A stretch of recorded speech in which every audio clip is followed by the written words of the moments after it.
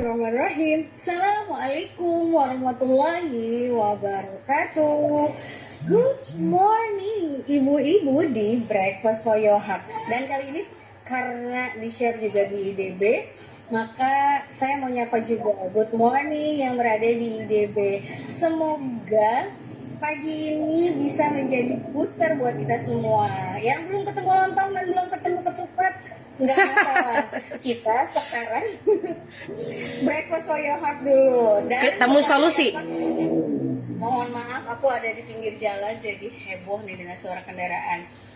Jadi tema kita nih pagi ini adalah memecahkan masalah dalam waktu satu hari. Seperti biasa, bukan simsalabim terus jadi apa seperti kayak Pak Tarno, tapi selalu ada resepnya. Dari siapa? Dari Teh Indari Masuti dengan hijab merah dan kacamata merahnya yang selalu menemani kita. Dan ternyata beliau sudah berkeringat karena habis olahraga. Target jalannya entah untuk berapa, sudah berapa lama? 4.100. Pagi ini target jempolnya yang sudah berapa? Warawiri di mana-mana, kata orang-orang bergentayangan Yulia. Nah, kita langsung aja ke Breakfast for Your Heart karena sudah banyak yang nggak sabar Teh. Teteh katanya ada lagi yang baru. Apakah? Kita mah selalu gitu deh, selalu bikin orang penasaran. Ada aja yang baru tiap hari. Jadi kan mau nggak mau ya kita jadi maunya ke Breakfast for Your Heart deh. Teteh, mangga Teh. Oke teman-teman, assalamualaikum warahmatullahi wabarakatuh. Teman-teman yang ada di channel Telegram dan teman-teman yang ada di IDB. Di IDB langsung rame, wush, ada Mbak Hana, Mbak Ella, Mbak Rita, Mbak Nadiroh. Kalau yang di channel Telegram saya langsung lihat Mbak Desi Nurhayati. Terima kasih gelangnya, gitu kan. Salah, yang ini gelangnya. Oke teman-teman, kenapa sih saya setiap minggu itu akan selalu ngomongin tentang memecahkan masalah? Karena problem teman-teman atau setiap dari pebisnis ataupun kita selama hidup menjadi manusia akan selalu bertemu dengan masalah. Kalau kita tidak memiliki kemampuan untuk memecahkan masalah, masalah itu akhirnya numpuk dan terjadi stres.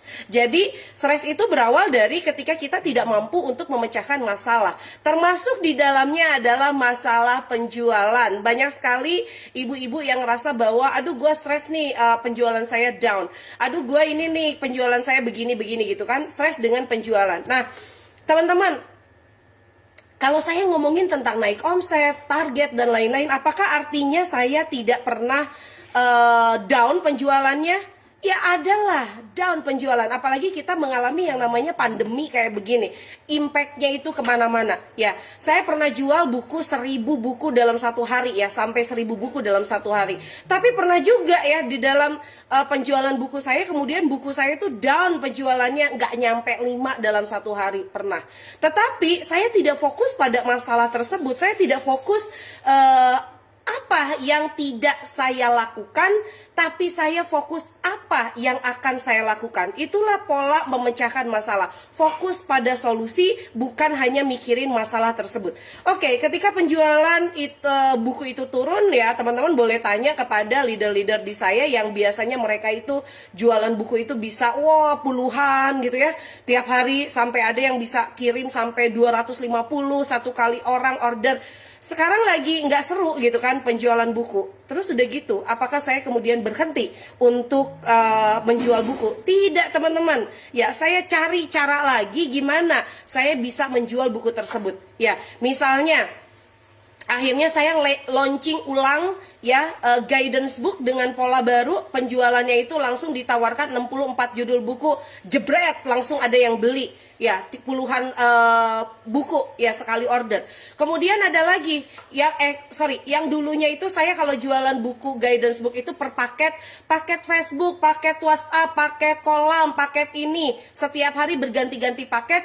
Dulu rame, tapi sekarang nggak seru cara seperti itu. Akhirnya pola baru saya bikin yaitu dengan menawarkan langsung 64 judul buku guidance book.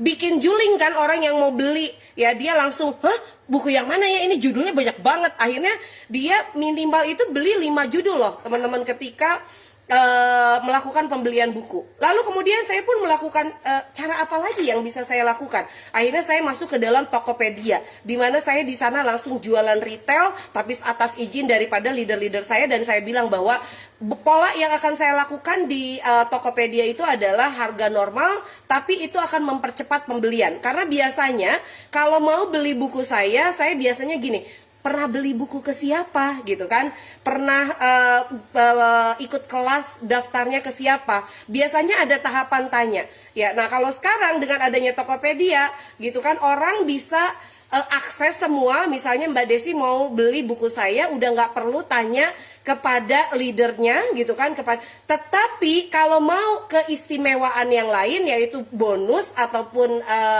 diskon, ya bisa tanya ke leadernya. Tapi minimal Mbak Desi bisa tahu judul-judul apa sih sebenarnya yang Teh Indari punya gitu. Nah itu kemudahan seperti itu yang kemudian saya buat dalam bentuk solusi. Saya pakai nih, apakah kemudian di Tokopedia langsung menghasilkan sesuatu atau buku saya langsung laris? Ya enggak juga. Saya harus belajar Tokopedia. Kemudian saya bikinlah kelas-kelas Tokopedia, karena saya sudah terjual sekitar 71 buku ya di Tokopedia. Saya bikin kelas bagaimana ibu-ibu itu kemudian punya toko di Tokopedia sebagai bentuk sistemasi. Jadi yang dia share itu adalah link Tokopedianya, sehingga kalau ada yang beli nggak usah kita rempong dengan isi form dan lain-lain. Nah, saya ajarin gitu. Saya akhirnya jadi apa coba? Jadi mentor gokil untuk Tokped pemula ya. Oh, langsung saya bikin kulwa. Masya Allah, itu yang masuk ke dalam Tokopedia langsung melesat set gitu ya. Itu baru yang masuk ya, belum terjadi transaksi. But it's okay gitu kan. Itu adalah salah satu pola atau solusi yang bisa kita lakukan. Jangan fokus pada masalah, tapi fokus pada solusi yang akan kita lakukan. Sebab solusi itu tidak juga langsung menyelesaikan masalah saat itu. Tetapi solusi itu adalah tabungan menyelesaikan masalah di masa yang akan datang. Kalau sudah banyak yang masuk ke dalam Tokopedia ya, mereka lihat buku-buku yang Teteh miliki, mungkin belanjanya nggak hari itu juga, tetapi mungkin dia belanjanya minggu depan atau bulan depan. Minimal dia tahu ada toko buku khusus untuk online shop. Lihat teman-teman ya, lihat cara saya menyelesaikan dari satu masalah ke masalah yang lainnya. Lalu kemudian kemarin teman-teman ya, kemarin itu malam-malam saya nggak bisa tidur. Karena apa? Karena saya lagi memikirkan gimana konsep informasi kelas nulis itu bisa lebih masif dibandingkan kelas bisnis. Karena basically saya itu adalah penulis, tetapi kelas bisnis saya jauh lebih banyak yang ikut daripada yang kelas nulis. Saya bilang saya kayak ada satu passion saya yang kemudian terdistrak karena saya banyaknya ngajarin bisnis. Saya pengen lebih banyak orang itu ikut kelas nulis saya. Lalu saya mengamati, nih lihat ya cara menyelesaikan masalah, kita evaluasi, kita amati apa yang sudah kita lakukan. Oke, saya sudah punya channel Indari Mastuti, tetapi di sana saya lebih banyak ngomongin tentang kelas bisnis atau buku bisnis. Saya jarang ngomongin tentang kelas nulis. Oke, evaluasinya itu. Lalu kemudian akhirnya ide saya adalah, oke, saya akan bikin satu grup. Grupnya itu adalah langsung aja to the point, info kelas nulis. Info kelas nulis. Siapa yang mau belajar nulis langsung join ke sana. Nggak ada yang namanya itu ngobrol di sana, itu langsung info kelas nulis. Teman-teman, kemarin saya langsung bikin, langsung saya sosialisasi dan langsung closing 3 juta. Kemarin loh. Satu hari dengan pola baru langsung menghasilkan omset baru dari grup itu. Jadi dari mereka yang awalnya kayak misalnya Novi, Teh, aku lagi nunggu-nunggu nih Teh, kelas nulis. Oh, Teteh udah buka kelas nulis, aku langsung transfer. Ya, karena mungkin kalau informasi itu saya masukkan ke dalam channel Telegram saya, itu terdistrak dengan yang lainnya. Akhirnya saya bikin info kelas nulis saat ini. Wah, menarik nih kata aku ya. Berarti info kelas nulis ini menghasilkan hari pertama closing 3. Bisa jadi hari kedua orang yang sudah join di sana plus ada orang baru yang sudah masuk, itu akan lebih menghasilkan lagi. Oke ya, artinya ada binar-binar baru untuk menjual produk kelas nulis. Ya, jadi teman-teman begitulah. Ya, inti dari menyelesaikan masalah itu pada akhirnya adalah berani mengeksekusi ide. Dan itu jarang banget dimiliki oleh para ibu yang kebanyakan mereka itu terlalu sungkan, terlalu takut, terlalu khawatir akan hasilnya. Ya, nanti takut gagal, nanti khawatir begini begitu. Kalau saya tidak pernah takut gagal atau takut khawatir, teman-teman. Ya, saya mah jebret-jebret aja. Sepanjang bahwa itu adalah sesuatu yang baru, sesuatu yang positif, harus saya coba. Ya, berarti nih pembelajarannya, kalau saya tidak coba pola baru yang grup info kelas nulis, saya dapat closing 3 juta nggak? Tidak. Artinya ada positif tren dengan adanya pola baru tersebut. Ya, teman-teman. Begitulah cara teman-teman menyelesaikan dari satu masalah ke masalah yang lainnya. Ya, bukan dengan ngeluh, tapi dengan melakukan sesuatu. Ya, bukan dengan bertanya kepada banyak orang, tapi mengevaluasi apa yang sudah dilakukan, itu adalah satu step yang sangat bagus. Jadi jangan pernah tanya, Teh, kenapa ya omset saya turun? Udah dievaluasi belum apa yang kamu lakukan sehingga omsetmu turun? Itulah yang dimaksud dengan memecahkan masalah. Oke teman-teman yang ada di IDB, Masya Allah yang kirim love-nya banyak banget. Dan kita akan bertemu lagi setiap pagi ya teman-teman ya. Jam 6:30 kayaknya ya di Breakfast for Your Heart. Tetapi mungkin karena di Breakfast for Your Heart itu tidak selalu saya. Jadi nanti kalau bukan bagian saya akan live di IDB. Dan teman-teman tetap bisa belajar di Breakfast for Your Heart. Nanti selesai Breakfast for Your Heart langsung join ke IDB. Ya, oke. Oke, teman-teman silakan kalau ada yang mau nanya. Khususnya untuk yang mungkin penjualannya lagi turun. Mari kita saling bertanya, kita saling mengumpulkan kekuatan, kita saling mendorong untuk penjualnya kembali naik. Dan insya Allah teman-teman tidak ada yang sia-sia. Omset turun pasti ada maknanya, omset naik pun ada maknanya. Oke, silakan yang mau tanya. Silakan open mic-nya dan sebutkan namanya. Assalamualaikum. Siapa? Waalaikumsalam. Siapa? Iya. Silakan. Maaf Teh ya kalau setiap pagi nanya. Gak apa-apa. Ini Teh, kan saya juga ikut kelas Teh yang apa? Reseller, sekolah reseller itu kan ya. Nah, saya kan memang baru hitungannya itu ya. Walaupun sudah 1 tahun, cuma yang berilmu itu kan baru beberapa bulan ini ya. Saya menjalankan bisnis online itu kan baru beberapa bulan yang menggunakan ilmu yang dulu-dulu kan belum itu. Nah, dari saya sekolah riset itu kan mendapatkan banyak insight sekali. Saya tulis di buku, cuma yang terakhir tugas dari hari ke-6 itu saya masih terus evaluasi. Itu memang saya baru di reseller, terus ketika ada orang yang mau tanya ini untuk yang join ke reseller itu apa kayak gitu kan masih bingung ya Teh ya. Terus untuk omset penjualan juga bulan ini kayaknya kok turun banget. Terus apa ya yang salah, saya evaluasi terus di situ. Mungkin saya belum menemukan ya Teh ya, tapi saya terus belajar di sekolah reseller pun. Kenapa ya Teh kok saya itu merasa masih kurang maksimal gitu Teh, padahal manajemen waktu juga sudah saya tulis. Apakah ada yang salah dengan saya kayak gitu Teh? Pertanyaan adakah yang salah dengan saya itu nggak bisa ditanyakan ke Teteh. Ya, karena yang menjalankan itu setiap hari adalah Mbak Inaya sendiri gitu kan. Lucu, ada yang salah nggak ya Teh dengan saya? Loh, yang menjalankan siapa? Nah, ketika kita merasa bahwa saya sudah melakukan semua, nah pada saat itu stuck akan datang. Ya, jadi katakan pada diri kita sendiri bahwa saya belum melakukan semua, itu sebabnya penjualan saya masih stuck. Kalau kita bilang saya sudah melakukan semua, tapi penjualan saya masih stuck, teman-teman gak bakalan bisa mikir. Karena merasa bahwa sudah melakukan semua. Karena ilmu jualan itu banyak teman-teman. Ya, digital marketing aja berapa sarana yang harus kita gunakan. Saya sendiri tidak menggunakan semuanya, artinya saya pun belum melakukan semuanya. Ya, itu sebabnya ketika saya ada ide, saya akan melakukan. Karena saya selalu merasa bahwa saya belum melakukan semuanya, teman-teman.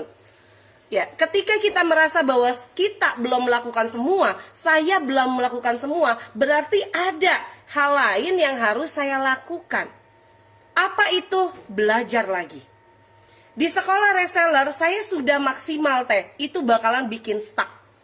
Coba tanya teman-teman yang lain, karena di sekolah reseller itu saya wajibkan untuk semua itu aktif. Ya, semua aktif di kelas sekolah reseller. Kenapa? Agar teman-teman tahu yang ini sudah melakukan apa. Oh iya, saya belum ternyata melakukan itu. Ya, sehingga akhirnya sesama reseller akan saling terinspirasi. Makanya di reseller, di sekolah reseller tidak boleh silent. Tidak boleh cuma diam. Harus saling berbagi inspirasi. Makanya di sekolah reseller juga lah, reseller-reseller itu ada yang berbagi tips, ada yang pamer closingan, ada yang begini begitu, dan semua teman-teman itu harus belajar. Oh iya, ternyata saya belum melakukan itu ya, gitu. Jadi berhentilah untuk merasa saya sudah melakukan semua, saya sudah optimal semua. Tapi kenapa omset saya turun? Nah, itu akan bikin teman-teman stuck. Jadi bilang pada diri kita bahwa saya itu baru secuil yang saya lakukan. Ya, apalagi saya baru belajar dengan ilmu itu baru 2 bulan.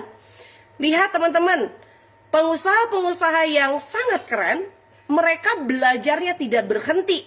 Sampai meskipun usia bisnis mereka itu 30 tahun. Gak ada rasa di zona nyaman buat mereka. Saya punya teman di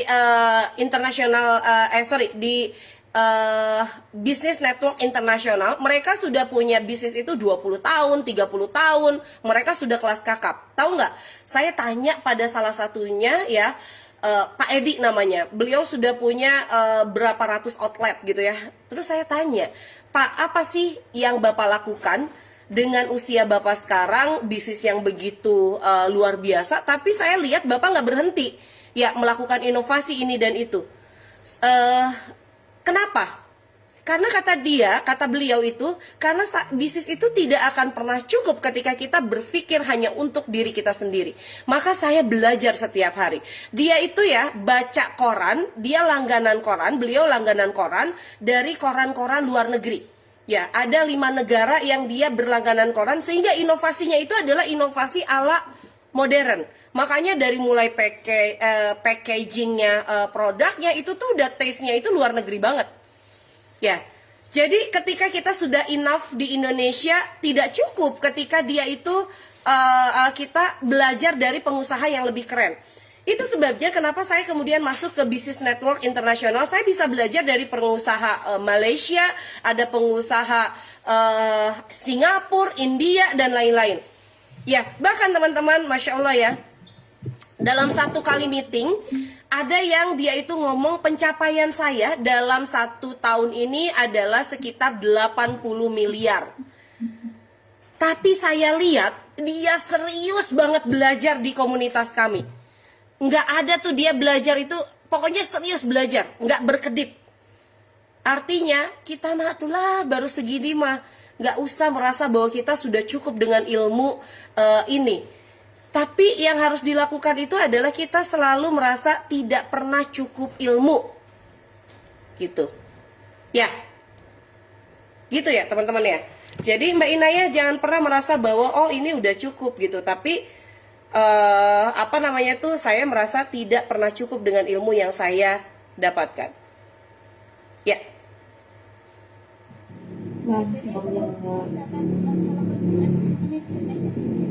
Ya. Catat, kerjakan apa yang belum dikerjakan, apa yang sudah dikerjakan pun dievaluasi terus seperti itu. Ya. Terima kasih, Teh. Sama-sama. Oke, silakan. Selanjutnya. Boleh buka langsung mikrofonnya. Silakan. Yang di IDB juga saya belum maksimal keluar dari zona nyaman. Nah ini ada Mbak Erni ya, saya belum maksimal keluar dari zona nyaman. Ya keluarlah dari zona nyaman. Kalau kita sudah keluar dari zona nyaman, insya Allah kita akan menemukan selalu menemukan pencapaian-pencapaian baru ya. Saya sendiri juga seperti itu teman-teman ya. Kalau saya ada di saya tuh selalu mengevaluasi harian ya kalau omset saya itu. Ketika saya mengevaluasi omset harian, saya tidak akan tertinggal sebelum saya mengevaluasi mingguan yang ternyata wah gitu kan. Jadi pada setiap hari saya akhirnya selalu menemukan solusi-solusi baru gitu. Oke, silakan yang mau tanya lagi. Yang mau bertanya boleh langsung buka kamera. Oke, Yulia mau tanya, kayaknya teman-teman udah pada ngerti. Baiklah teman-teman, Masya Allah ya. Kalau teman-teman memang mau untuk keluar dari zona tidak nyaman, mulailah dengan satu, belajar.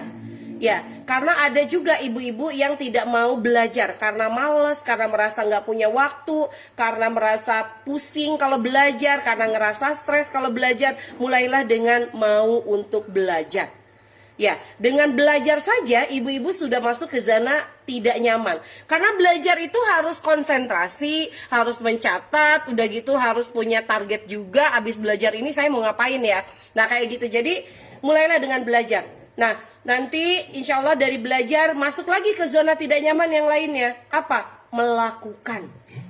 Ya, melakukan hal-hal yang harus dilakukan. Itu juga tidak nyaman. Ya, karena melakukan hal-hal baru itu sesuatu yang insecure buat kita gitu ya. Ya, jadi teman-teman begitulah, mulai dari hal-hal yang sederhana aja dulu, mau untuk belajar. Ya, oke, terima kasih untuk hari ini. Ada yang mau presentasi Yulia? Sebentar, tadi ada Miss Tusira. Halo Miss Tusira.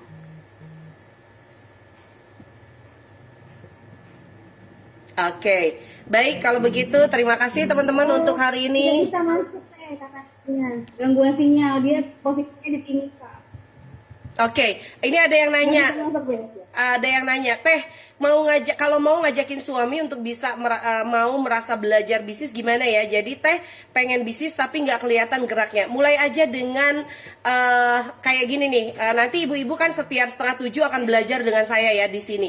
Buka live-nya, kerasin suaranya, suami denger. Ya, minimal dari situ aja dulu deh. Kemudian ajak suami diskusi. Ya, apa nih yang tadi dikatakan sama Teh Indari? Ayo kita bahas yuk. Misalnya kayak begitu. Jadi jangan paksa suami ya, karena memaksa orang itu tidak enak. Ya, harus dari kesadaran sendiri bahwa saya mau untuk belajar. Dan pola untuk memperbaiki semua itu ya harus dimulai dengan ilmu, dengan belajar. Kalau tidak ada ilmunya susah teman-teman. Ada yang mau nulis buku, nggak tahu ilmunya. Akhirnya ada nih, saya kemarin wawancara salah satu anggota dari Business Network Internasional yang ternyata beliau mau nulis buku sudah 10 tahun nggak nulis-nulis. Sudah 10 tahun hanya sedikit naskahnya. Karena apa? Karena nggak punya mentor. Artinya mau nulis buku saja harus punya mentor. Dan akhirnya beliau akan mentoring dengan saya. Karena apa? Nulis buku aja harus punya mentor. Ya, jadi bisnis harus punya mentor, nulis buku harus punya mentor. Teman-teman tahu sendiri, saya sudah mulai mengubah kebiasaan saya setiap hari pun ya, saya punya mentor, saya bayar mentor. Saya mau punya kebiasaan makan yang baik pun saya punya mentor. Ya, jadi dengan mentor itu sangat memudahkan saya. Ya, karena saya jadi tahu arahnya. Oke, ada lagi Mbak Rida Soraya, kembali ke new normal Teh. Setelah 2 bulan off karena kami sekeluarga diuji dengan COVID dan after berduka setelah berpulangnya ibu tercinta. Mohon doanya Teh dan semua saudari-saudariku semua bisa kembali bangkit. Amin Mbak Rida, kita doakan sama-sama semoga Mbak Rida bisa survive, bisa struggle untuk menghadapi semua. Dan sekali lagi kalau kita memang Mbak Rida mungkin dalam kondisi duka yang sangat mendalam, bertemulah dengan orang-orang yang merasakan duka mendalam tapi mereka bisa survive. Ya, itu akan menguatkan. Atau carilah ilmu untuk bisa menguatkan hati yang rapuh, ya, karena kehilangan orang-orang tersayang. Semua ada ilmunya, Mbak. Semua itu kita bisa belajar. Ya, tinggal mau belajar atau tidak. Jangan sendirian. Ya, jangan sendirian dalam kondisi seperti itu. Ya, tidak mudah berada dalam posisi demikian. Betul Mbak Erni, memang tidak mudah dalam posisi demikian. Tapi selalu ada solusinya. Selalu ada ilmu yang akan membawa kita pada kemudahan-kemudahan yang menurut kita itu tidak mudah. Nanti teman-teman akan lihat, mungkin ada orang yang merasakan masalah yang sama, kemudian dia, oh kok dia bisa ya? Ya. Dan saya pun ada satu cerita, kemarin kami ada kopdar juga, seorang pebisnis luar biasa, punya 50 karyawan, sudah melakukan ekspor ke berbagai negara, tiba-tiba dia divorce dengan suaminya. Ya, dan sejak itu dia kehilangan semua. Brandnya dia bagi dua dengan suaminya karena dia punya 2 brand. Kemudian lambat laun mulai melakukan pengurangan karyawan dari 30 kemudian ke 15, kemudian ke 5 sampai sekarang dia tidak punya karyawan lagi. Bisa nggak dia bangkit lagi? Bisa. Salah satunya adalah dia mendekat kepada komunitas yang membuat dia berenergi. Ya, dia ikut kopdar lagi tanpa minder. Dia cerita tentang itu dan dia berharap bahwa saya bisa bangkit lagi ketika saya bertemu dengan teman-teman juga yang survive. Gitu ya teman-teman ya, Masya Allah. Itu saja barangkali dari saya. Terima kasih untuk hari ini teman-teman. Sampai ketemu lagi. Assalamualaikum warahmatullahi wabarakatuh.